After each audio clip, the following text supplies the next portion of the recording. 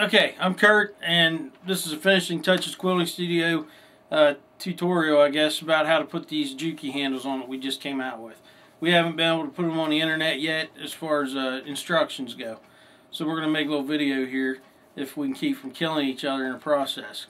Because this is really tough making videos. We didn't realize how tough it was until now. So we're going to go ahead and discuss these Juki handles. Now, when you receive your handles, they're going to look like this when you get them out of the box.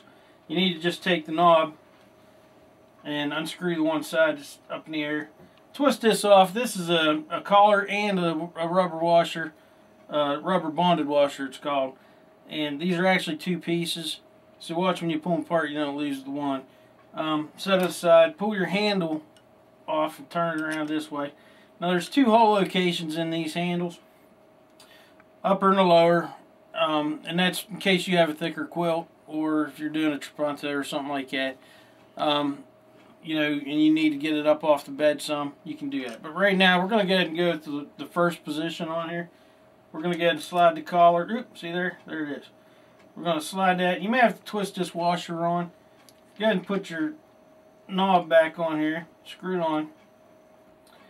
And this knob will also let you, turn these handles however you want them. If you want them out of your road, or if you want them straight out, or I'll show you that here in a little bit. We'll just snug that up. And this is what you end up with. Now the teardrops, if you can see them, can you see them, Leslie? All right. The teardrops, actually, you want them to look like a light bulb when you put these on. You want the big hole on top and the slot towards the bottom, and I'll show you why here in a little bit. But that's how you want this bracket. You want the U facing towards you, like this. The U, you want it out this way. Because if not, it just gets in the way of your presser foot and your thread guide here. So I'm going to show you what you get in your kit. You'll get this little bag of parts. And what you end up getting in here is you get two new screws that you have to use when you put this bracket on because they're longer. And you get two block washers with it. And you get this little bracket right here. And this bracket is also in the bag here. And you'll get a long T-handled Allen wrench. And that'll assist you with these on and off. If you decide to pull them on and off, it just makes it a lot easier. So we're going to go ahead and open the front of your machine here. And if you can see that, all right, what you need to do is go ahead and remove your light bulb. Just pop it out of there. Kind of set it aside here, if you can. Sometimes it's a booger. There you go. Now, I already removed her screws out of this head. So right here, the center screw, right here, and the one to the left of that, where this red mark is, right above your presser foot shaft, you need to remove that screw and the center one. Now, you'll need a good quality number 2 screwdriver. It's a number 2 Phillips head screwdriver. And I don't know if you can see that. Can you see that all right? Yeah, it's just a number 2 Phillips head screwdriver. If you don't have one, take the screws that I supply in your kit. Take them to the hardware store, and they'll set you up with a screwdriver to fit it. You want one that fits it nice and clean. You don't want a real pointy screwdriver. That's why this is number 2. They make different Phillips head sizes. And it fits it nice and snugly. That way you don't strip your screw when you try to pull it out. Some of these screws are tighter than others. Just depends how they set them up at the factory. How I did Leslie's was I put my hand, since yours is on a carriage, it's going to want to move around on you. I put my hand behind the head, right around the neck here. And I took my screwdriver and put it on the screw, and I gave it some force backwards and twisted it to the left. That's going to loosen it up for you. Counterclockwise to loosen it, clockwise to tighten it. Now, once you get those broke free, it's just a matter of taking your bracket. Now, you'll want, my hands are filthy here from working, but you'll want these Allen screws facing you. And you'll see two holes in here. One's pretty much center, one's a little bit lower to the left. And you'll see a notch cut out right here. That's how you want this plate to go into your machine. So I'm going to go ahead and put this in, show you what we're doing here. I'm a righty, so this is kind of hard for me to do lefty. But you want to put the longer screws that are supplied in your kit, put a lock washer on it, snug that up. You don't want to tighten it yet. Just snug it up. And you'll see that that notch I cut out here is for that clearance for this screw right here that you left in the machine. So you want to put the lock washer on your screw that are supplying the kit. You'll get that lock washer on that screw. And you want to put that in the other hole here to the left. Kind of just eyeball that for level. There'll be a little bit of wiggle room. I don't know if you can see that or not, but there's some wiggle room on that.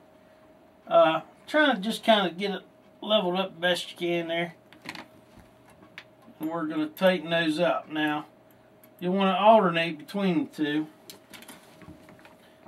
You want to just snug this one up, snug this one up. Just kind of alternate. You don't have to tighten them real tight. You don't have to over tighten them. Just snug them up until they get a little hard to turn. Until they stop turning there like that on their own. And that should be tight enough. Go ahead and put your light bulb back in place. You can shut the head of your machine. Now that bracket, it'll stay on there. There's no need to take it off unless it just bugs you and you don't want it on there. You can, but if you're going to use micro handles or these handles on this machine, you're going to have to leave that on. The 2 Allen screws will be sticking out facing you. You'll want to take your handles, and the reason I did this with the teardrops, like I told you, is you'll want to slide the big end over the Allen wrenches, and then you want to push up on it like that. So that way when you tighten them up, they'll stay on. And if you want to take them off, you just loosen those up, drop it off, pull them off. It's real simple, it's easy. I'm going to go ahead and set these up. You may want to take a Omni grid or maybe a piece of Lexan or whatever you have, or yardstick even. Or, yeah, you can use one of our rulers that we sell on our website. These are just starter rulers that we kind of sell for people, and they're reasonable price. So if you're starting to do ruler work and you don't want to spend a lot of money, we do sell these, and they're pretty reasonable price. So it may not fit under this. Yep, it did. You can set that under, it keeps you level. And you want to take your T-handle Allen wrench, snug up your screws. Now do the same thing here. You just alternate between left and right. Bring them down nice and even. You don't need to over tighten these either. You just want to snug them down good. This is steel. This is steel bracket, so it's nice and strong. Just snug those down. And now you can sew, but you can't because this is stuck underneath it. So you just loosen this up, swing these out of the way, and you'll be able to get your ruler out of there. And you can see what these handles do. They'll swing up out of the road when we're not using them. If you want to have it like that, they're kind of out of the way. You can even bring them forward. If you got a machine you don't have handles on your carriage, you can snug them up so they're facing you this way. You can kind of pull your machine around like that. If you're not using them at all, you can stick them up out of the road. You can leave this bracket on if you want and just pull the handles off. It's all up to you, however you want to do it. And you also, like I said, now if you got a thicker quilt, flannel quilt maybe, or a trapunto, you might want to. Thick padding. I'm a hillbilly, so I called it a trapinto yesterday. You might want to, go a little higher with it, so you can do that also. Pretty nice little set of handles. They're basically the same thing we sell for Voyager, just a modified bracket for the inside of the Juki head. Now,